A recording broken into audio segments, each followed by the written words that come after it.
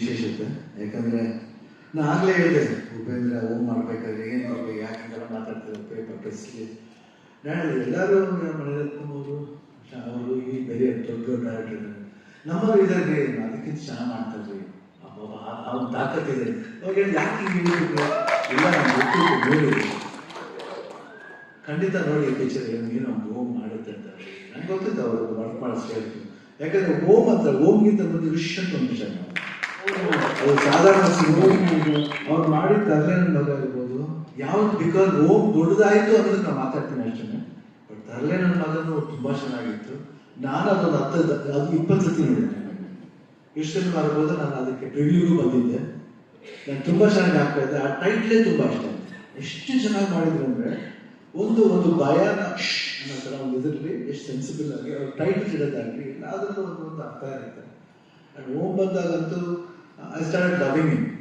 The work style ಇರ್ಬೋದು ವಿಶೇಷತೆ. ಯಾಕಂದರೆ ನಾನು ಆಗಲೇ ಹೇಳಿದೆ, ಉಪೇಂದ್ರ ಓಮ್ ಮಾಡಬೇಕಾದ್ರೆ ಏನು ಮಾಡಬೇಕು, ಯಾಕೆಂದ್ರೆ ಮಾತಾಡ್ತಾರೆ ಪೇಪರ್ ಪ್ರೆಸ್ಲಿ.